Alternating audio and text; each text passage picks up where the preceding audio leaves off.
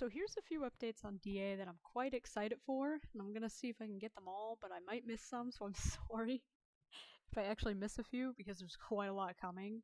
So they're gonna be adding dragon traits and breeding features and fixing the pages and UI of everything. So like mutations, pupils and colors, mats, everything are now on the same page instead of flipping between the both, which is actually great.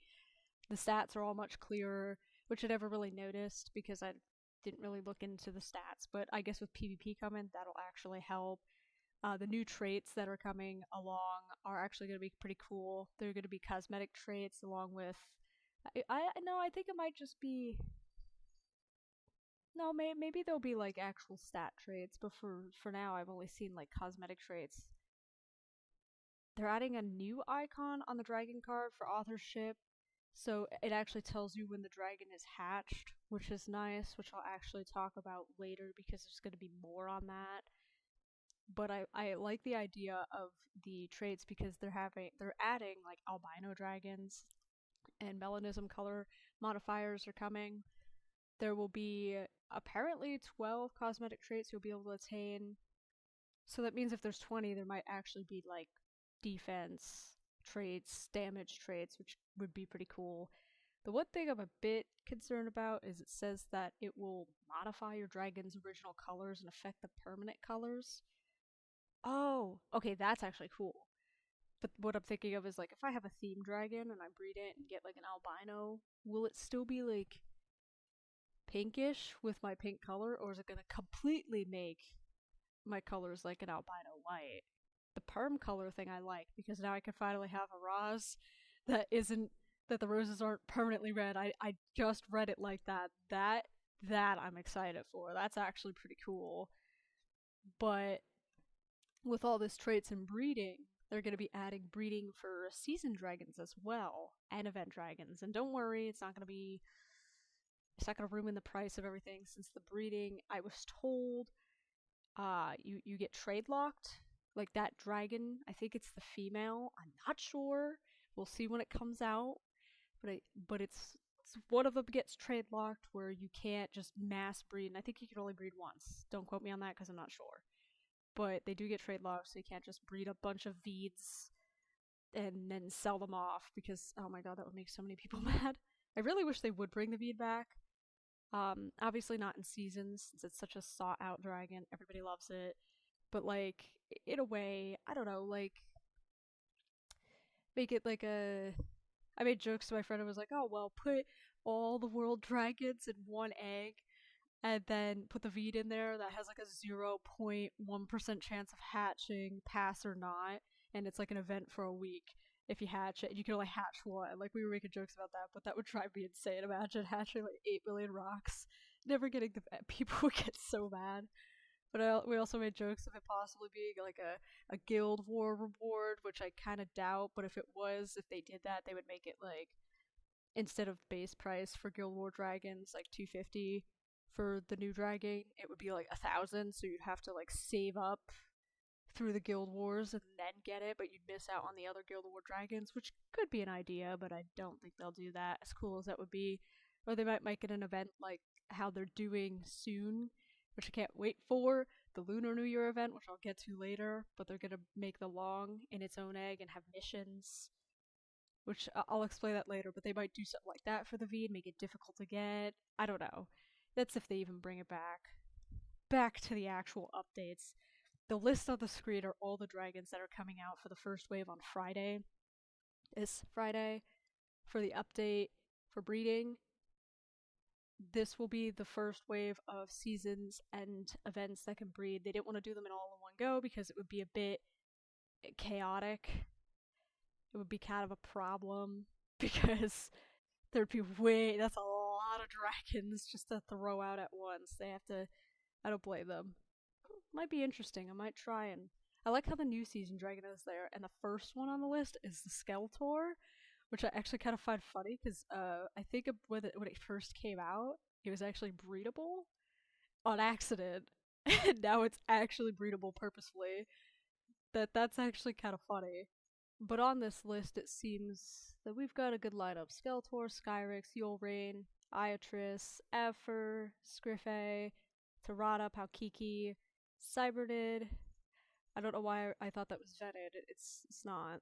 Varana, Makora, Fairfax, or Fernifex, Volparuth, Eisendrake, Norgan, Ovicarus, Noctorius, and the Hongalong. Which the Hog, I'm kind of surprised because that's gonna be the new season dragon, which I'm so excited for. Again, I'll get to later.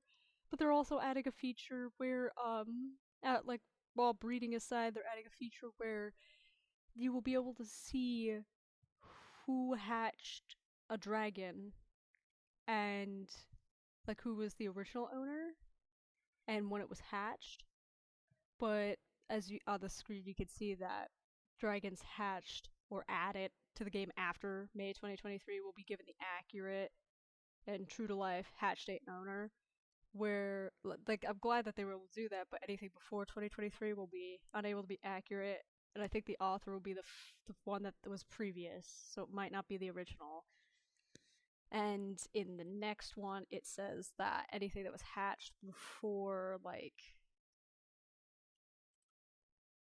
oh man, it was like before like the 2020 2019 ones probably won't get any of that because they couldn't keep up. It doesn't even say here. Where did it say that? Which sucks. Hmm. Okay, so seasoned dragons will be given a hatch date during the month they were first available. The owner will be whoever owned it. Okay, that's not bad. That's gonna be hard for. Oh, I guess for the Veed they would do. Yeah. Okay. All right.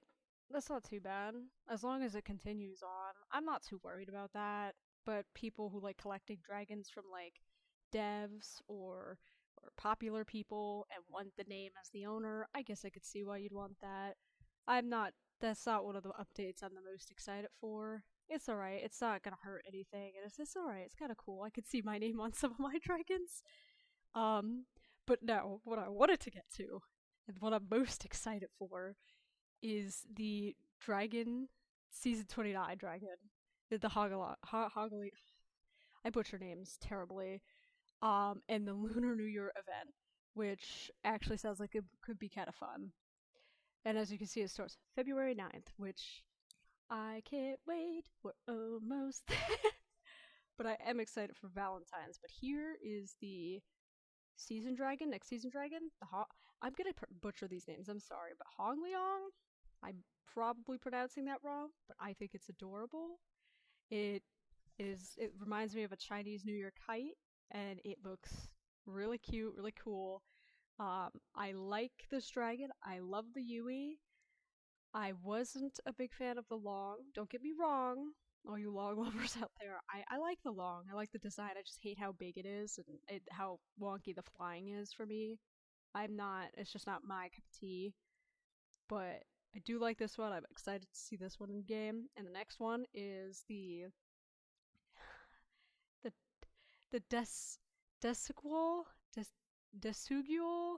I don't know how to pronounce that. I'm sorry. I'm sure I'll get it eventually, but I love the colors on this dragon. It looks really cool, but the only thing I'm disappointed in is this looks like it could have been the Feyre redesign, and it's just another. It's like the twin brother of the Fae, which it's alright. I love it. I'm not a big fan of the Tirada, so this is cool to me. I'm glad there's a new Valentine's dragon because it's been like 2 years, it feels like, since there was a new Valentine's event dragon because it's either been a remodel or just a change. This is cool. I do like it. And I guess if you look at the size, it looks like it's gonna be bigger than a Fae. So that's something to look forward to. But I'm a small dragon person, but I do like this design, and I also can't wait to get more love element potions because my god, for whatever reason, y'all just think that love element pots are just like, oh here, if you want one, it's 2.5 million coins. Why? Why? I get it's sought out and high demand, but I'm just gonna have to stock up on them and not for selling purposes, just so I can ugh. So I can just put them on my dragons. I just want to match my pink dragons. I really hope that they add a new element this year that's also pink so that there's more than one. That would actually be great. One other thing that is coming soon, which I don't have a screenshot of, and I should have got one, but I'm sure you all know by now that PvP is supposed to be coming soon. I don't think there's a set date. I think it's supposed to be sometime after Guild Wars, because they were going to do it for Guild Wars, but it wasn't ready and most people voted to do it after, so it'll probably be after, and it seems that it's going to be a PvP map, its own world, and they already have a dragon design for that world, which actually looks pretty dope. But I'm not a big fan of PvP. I will give it a try.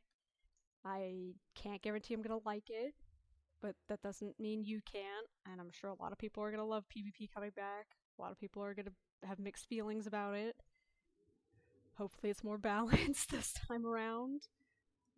I'm kind of excited to see what it likes, what it is like. And along with that, there's apparently a Shadow Altar update that could be coming as well, where they're going to add more ways of getting the Shadow Egg. Obviously the eggs will still have to be available, so you'll still have to donate, but instead of just sitting there waiting for one to spawn, it was speculated that they're going to possibly bring enemies you could fight for a chance of the egg dropping as well, which would be nice because it is a bit boring to just kind of sit there. I mean, you don't have to sit there. You can fly around, you can collect other eggs, you can fight mobs, you can fight the boss, but you have to stay in that server, in that world. It doesn't matter what server you're in, just it has to be the prehistoric world, but it kind of gets boring when I want to go to the Undercity or I want to go somewhere, but I also want shadow eggs if I'm lucky enough, and 9 out of 10 times I'm not, because since the event started, I've gotten a total of, I want to say 4 shadow eggs in that whole time, which, ugh. God, it was like when it first came out, and there were like 10,000 eggs. I didn't get a single one. And I was there for hours. I was up till like 4 a.m. sitting there since the update came out, and the update came out at like, I would say like between 5 and 7 o'clock. I don't remember which time, and that was PM. So I stayed up till like 4 a.m. waiting for eggs, and I was like, alright, I gotta log. I didn't get a single egg, which I was like, come on, it's not fair. But I did get eggs later. But those are the updates I know about currently. If I missed any, I'm sorry. I'm sure there'll be more, and if I find more, I'll add them. If not, I'll make another video if I find them much later. But with that, I am going to go finish my guild quests because I'm slacking. I should not be slacking. I should be finishing my guild missions. I'm sorry, Mystic. I know. Don't come at me. And y'all don't have to be so toxic. Everybody has a chance to get rewarded. Doesn't matter what place you place, as long as you do all the missions, you'll be fine. Just first place gets a little more gems. Poor Iron. Not gonna lie, I kinda hope Iron wins. Look, I feel bad for them at this point. And they seem like the nicest guild too. But I can't judge everyone. Not everyone in Mystic and Royal is mean and toxic. It's just a select few people. And when I see people putting other people down and refusing to help other people with their guild missions because they're from a different guild, that's just not right, guys. Come on. Come on. Like, it's not that much of a competition that you have to be rude to one another. You could be competitive, but you don't gotta be rude. You don't gotta be toxic.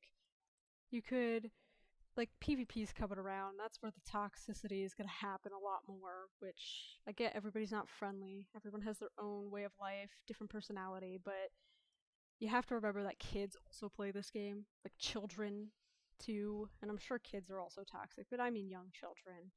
And if you see a kid actually who needs help, you don't have to be toxic to them. You don't have to scam them. That's just wrong. Like, that's just teaching them to do the same thing when they get older, which isn't what you want them to do, because you know deep down it's not right.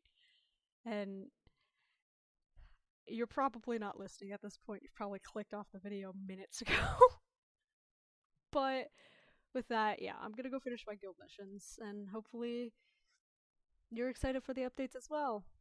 Let me know which ones you're excited for, because I know I'm excited for quite a bit of them. See you later.